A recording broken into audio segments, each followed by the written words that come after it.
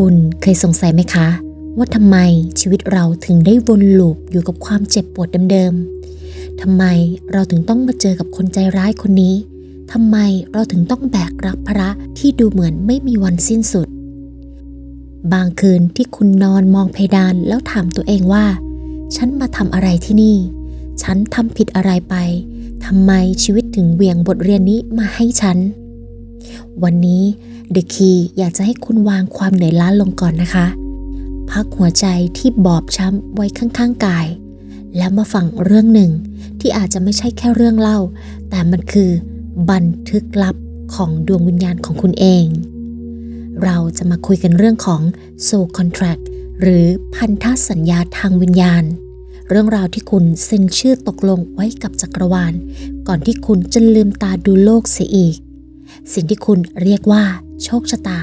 แท้จริงแล้วมันคือวิชาที่คุณเลือกมาเรียนเอง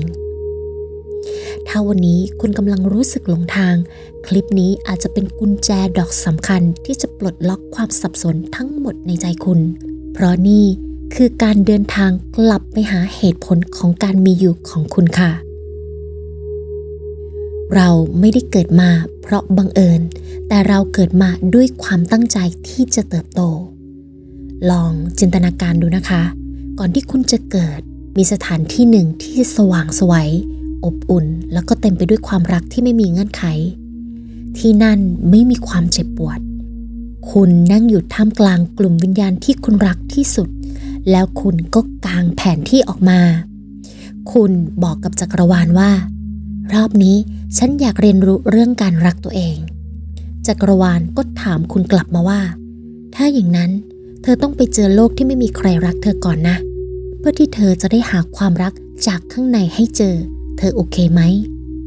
และคุณในร่างวิญญาณที่กล้าหาญที่สุดก็พยักหน้าตอบกลับว่าตกลงมันเปรียบเสมือนคนที่อยากว่ายน้ำเป็นค่ะคุณไม่สามารถที่จะเรียนว่ายน้ำในทุ่งหญ้าที่แห้งสนิทได้คุณจะต้องยอมกระโดดลงไปในน้ำที่ทั้งเย็นและก็ลึกถ้าชีวิตตอนนี้คุณเจอแต่คนหักหลัง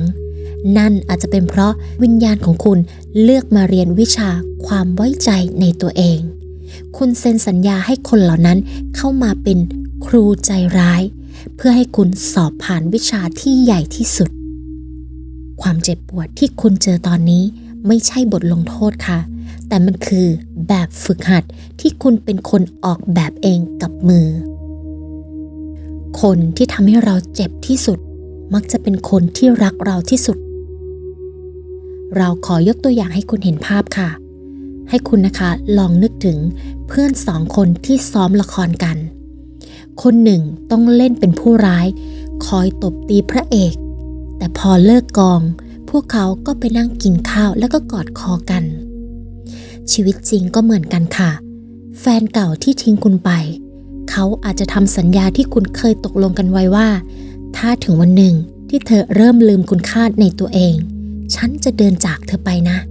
เพื่อให้เธอหันกลับมารักตัวเองให้เป็นลองนึกดูนะคะใครคือคนที่ทำให้คุณเจ็บปวดที่สุดในตอนนี้ลองมองลึกลงไปในดวงตาเขาแล้วถามตัวเองว่าเขามาเพื่อสอนอะไรฉันเมื่อคุณเห็นบทบาทความแค้นจะเปลี่ยนเป็นความเข้าใจและโซ่ตรวนในใจของคุณจะหลุดออกทันทีค่ะความสับสนและวิกฤตชีวิตคือสัญญาณเตือนว่าคุณกำลังตื่นมีใครตอนนี้ที่รู้สึกว่าชีวิตกำลังพังไหมคะงานที่เคยทำหลุดลอยเงินที่เคยมีก็ร่อยหรอความสัมพันธ์ที่คิดว่ามั่นคงก็พังทลายมันเหมือนคนตกลงไปในหลุมดำที่มองไม่เห็นทางออกในทางจิตวิญญาณเราเรียกสิ่งนี้ว่าค่ำคืนอันมืดมิดของจิตวิญญาณค่ะมันไม่ใช่ความสวยแต่มันคือการพังทลายเพื่อสร้างใหม่เหมือนเวลาที่เราจะรีโนเวทบ้านเก่าที่ผุพังเราก็ต้องรื้อฝาบ้านหรือหลังคาออกก่อนใช่ไหมคะช่วงเวลานั้นเองค่ะบ้านจะดูเละเทะน่ากลัวและก็อยู่ไม่ได้แต่นั่นคือขั้นตอนเดียวค่ะที่จะทำให้บ้านหลังใหม่แข็งแรงกว่าเดิมได้เกิดขึ้นคุณเคยเห็นเมล็ดพันธุ์ไม้ไหมคะ ก่อนที่มันจะเติบโตเป็นต้นไม้ใหญ่เปลือกของมันจะต้องแตกออกก่อนความกดดันจากดินความชื้นและความมืดมิดเบื้องล่างมันบีบให้เปลือกเมล็ดปริแตกออกถ้าเมล็ดพันธุ์นั้นพูดได้มันคงร้องบอกว่าฉันกำลังจะตายฉันกำลังจะตายแต่ความจริงคือมันไม่ได้กำลังจะตายค่ะมันกำลังจะงอกหลายคนนะคะมาพบทางสว่างหรือเจออาชีพที่รักจริงๆก็ตอนที่ถูกไล่ออกหรือตอนที่ล้มละลายเพราะในขณะที่ทุกอย่างพังทลายหัวโขนและอัตตาของคุณจะถูกลอกออกไปด้วยเหลือเพียงดวงวิญญาณที่แท้จริงของคุณที่ถามว่าแล้วจริงๆฉันต้องการอะไรกันแน่นั่นแหละค่ะคือวินาทีที่คุณเริ่มเดินตามสัญญาดวงวิญญาณที่แท้จริงเสียทีการก้าวข้ามกงเกวียนกรรมเวรคำถามสำคัญนั่นก็คือแล้วฉันต้องทนอยู่ในสัญญานี้ไปอีกนานแค่ไหนฟังดีๆนะคะคุณไม่ใช่นักโทษของโชคชะตาแต่คุณคือสถาปนิกของชีวิตค่ะสัญญาดวงวิญญาณไม่ใช่คำสั่งประหารชีวิตที่เปลี่ยนแปลงไม่ได้แต่มันคือหลักสูตรวิชาทันทีที่คุณนะคะได้เรียนรู้แก่นของวิชานั้นสัญญาจะถูกยกเลิกโดยอัตโนมัติเพราะไม่มีเหตุผลที่คุณจะต้องสอบซ้ำในวิชาที่สอบผ่านแล้วนี่คือวิธีสังเกตว่าคุณกำลังสอบผ่านค่ะเมื่อก่อนเวลามีใครพูดจาดูถูกคุณจะโกรธจนสั่นกินไม่ได้นอนไม่หลับไปหลายวันนี่คือสัญญาเดิมที่ให้คุณฝึกวางอัตตาแต่วันนี้พอเขาพูดแบบเดิมคุณกลับยิ้มให้เขาได้จริงๆแล้วคิดว่าอ้อเขาก็แค่คนที่ยังมีความทุกข์อยู่สินะแล้วคุณก็เดินไปกินข้าวอย่างมีความสุขนี่แหละค่ะคือวินาทีที่คุณฉีกสัญญาฉบับเก่าทิ้งด้วยตัวเองการแก้ไขสัญญาไม่ได้หมายถึงการเปลี่ยนคนรอบข้างแต่มันคือการเปลี่ยนโลกภายในของคุณมันเปรียบเหมือนคุณใส่แว่นตาดำมาตลอดชีวิตแล้วบ่นว่าโลกนี้มันมืดจังการแก้ไขสัญญานั่นก็คือการถอดแว่นออกค่ะถอดออกเพื่อมาเห็นว่าโลกนี้สว่างสดใสมาตั้งนานแล้วเมื่อคุณนะคะเปลี่ยนความถี่ในใจ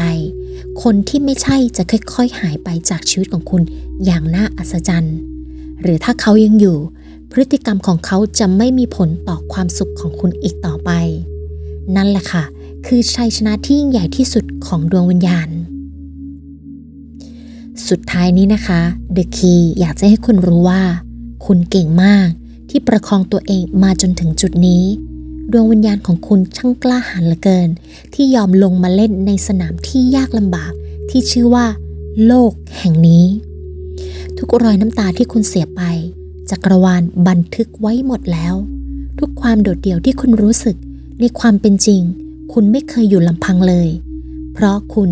มีทีมวิญญาณและแสงสว่างที่คอยโอบกอดคุณอยู่เสมอเพียงแค่คุณหลับตาและรับฟังเสียงหัวใจของคุณเองก่อนที่เราจะจากกันไปในวันนี้ The Key อยากให้คุณลองวางมือขวาลงที่หัวใจของตัวเองดูนะคะสัมผัสถึงจังหวะการเต้นที่สม่ำเสมอนั้นคุณรู้ไหมหัวใจดวงนี้แหละที่แบกรับพันธสัญญาทุกบรรทัดเอาไว้โดยที่ไม่เคยบ่นสักคำมันเต้นเพื่อคุณในวันที่คุณร้องไห้จนตัวโยนมันเต้นเพื่อคุณในวันที่คุณอยากจะยอมแพ้ต่อโลกใบนี้และมันยังคงเต้นอยู่ตรงนี้เพื่อบอกคุณว่าเธอทำได้ดีที่สุดแล้วเราอยากให้คุณจินตนาการภาพตัวเองในวันที่จบภารกิจบนโลกใบนี้วันที่คุณกลับไปสู่บ้านที่แท้จริงในดินแดนแห่งแสงสว่างที่นั่นจะไม่มีใครตัดสินคุณเลยว่าคุณรวยไหมคุณประสบความสำเร็จแค่ไหนหรือคุณทำผิดพลาดไปกี่ครั้ง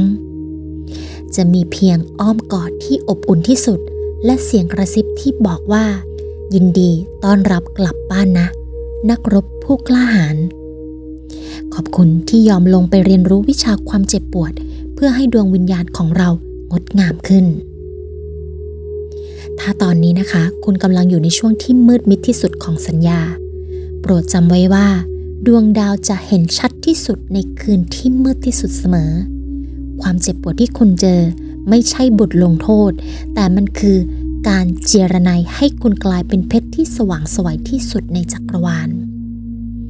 ขอบคุณนะคะขอบคุณดวงวิญญาณของคุณที่เลือกมาเกิดในยุคสมัยนี้ขอบคุณความอ่อนโยนของคุณที่ยังหลงเหลืออยู่แม้โลกจะใจร้ายกับคุณแค่ไหนและขอบคุณตัวคุณที่ตัดสินใจกดเข้ามาฟังเรื่องราวนี้เพราะมันเป็นสัญญาณว่าคุณพร้อมจะปลดปล่อยตัวเองจากโซ่ตรวนแห่งอดีตแล้วขอให้ค่ำคืนนี้หรือวันนี้เป็นจุดเริ่มต้นของสัญญาฉบับใหม่ของคุณนะคะสัญญาที่คุณจะใจดีกับตัวเองให้มากขึ้นสัญญาที่คุณจะให้อภัยตัวเองในทุกความผิดพลาดและสัญญาว่าคุณจะใช้ชีวิตที่เหลืออยู่นี้เพื่อมีความสุขให้สมกับความเหนื่อยที่วิญญาณของคุณยอมแลกมา The Key ไม่มีคำสัญญาอะไรจะให้นอกจากคำสัญญาที่ว่าคุณไม่ได้เดินอยู่ลำพังเมื่อใดนะคะที่คุณรู้สึกโดดเดี่ยวกลับมาฟังเสียงของเราที่นี่กลับมาหาครอบครัว The Key ของเราที่นี่คือบ้านที่จะเข้าใจทุกรอยร้าวของคุณค่ะถ้าเรื่องราวในวันนี้ทำให้คุณได้รู้สึกเหมือนได้เจอเพื่อนหรือได้คำตอบบางอย่างที่ค้างคาใจลองพิมพ์บอกเราหน่อยได้ไหมคะว่าขอบคุณบทเรียนนี้ฉันพร้อมที่จะเติบโตแล้วเพื่อเป็นการบอกกับดวงวิญญาณของคุณเองว่าเราเข้าใจกันแล้วนะขอบคุณจักรวาลที่นำพาเราให้ได้มาเจอกันค่ะแล้วพบกันใหม่ในวันที่หัวใจคุณเบาสบายกว่าเดิมคลิปนี้ The Key ขอขอบคุณและสวัสดีค่ะ